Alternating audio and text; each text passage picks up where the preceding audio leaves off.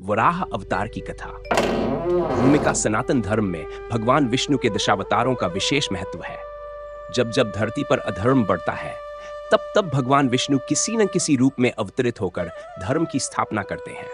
उन्हीं दशावतारों में से एक है वराह अवतार।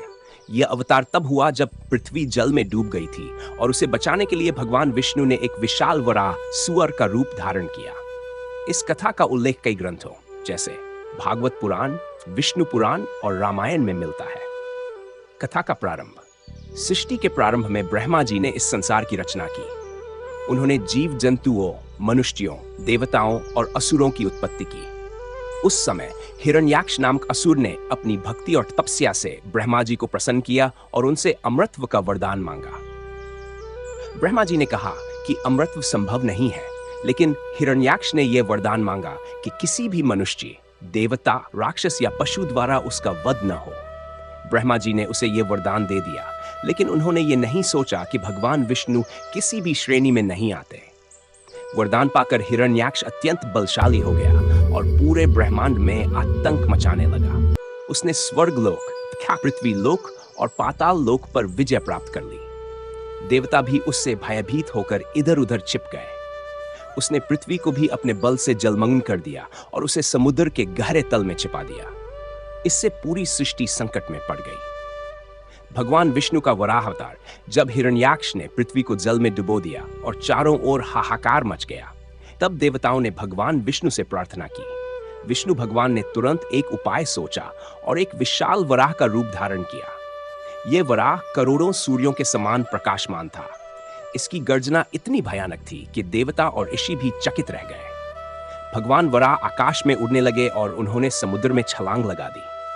उनकी गति इतनी तीव्र थी कि समुद्र में भयंकर लहरें उठने लगी। वे समुद्र की गहराई में पहुंचे, जहां हिरण्याक्ष ने पृथ्वी को छिपा रखा था। हिरण्याक्ष और वराह का युद्ध। जब हिरण्याक्ष ने देखा कि एक विशाल वराह पृथ्वी को उठाने के लिए आ रहा है, तो उसने उसे रोकने की कोशिश की। उसने वराह देव को ललकारा और कहा, अरे जंगली पशु, तू कौन है जो मेरे कार्य में बाधा डाल रहा है? क्या तुझे अपनी मृत्यु का भय नहीं? भगवान वराह मुस्कुराए और बोले, अरे दुष्ट, मैं सृष्टि का पालन करने वाला हूं। मैं इस पृथ्वी को बचाने आया हूं। तेरा अंत निश्चित है।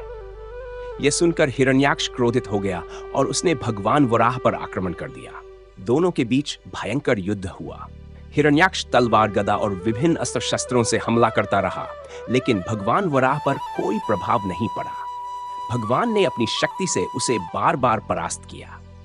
अंत में भगवान वराह ने अपने विशाल दांतों से पृथ्वी को उठाया और उसे समुद्र से बाहर निकालकर अपनी शक्ति से स्थिर कर दिया। इसके बाद उन्होंने हिरण्याक्ष को अपनी गदा से प्रहार करके मृत्यु के घाट उतार दिया। जैसे ही हिरण्याक्ष मरा, समस्त देवताओं ने भगवान वराह की स्तुति की और पृथ्वी को सुरक्षित देखकर आनंदित हो गए। वराह अवतार का महत्व। वराह अवतार केवल एक पौराणिक कथा नहीं है, बल्कि इसमें गहरे आध्यात्मिक और दार्शनिक संदेश छिपे हैं। 1. अधर्म पर धर्म की विजय। ये कथा बताती है कि जब भी अधर्म बढ़ता है, तब भगवान धर्म की रक्षा के लिए अवतरित होते हैं। प्रकृति और सृष्टि का संरक्षण। भगवान वराह ने पृथ्वी को बचाया, जिससे यह संदेश मिलता है कि हमें प्रकृति और पर्यावरण की रक्षा करनी चाहिए। अहंकार का नाश। हिरण्याक्ष का अहंकार ही उसके विनाश का कारण बना। यह हमें सिखाता है कि किसी भी शक्ति का दुरुपयोग अंततः विनाशकारी होता है।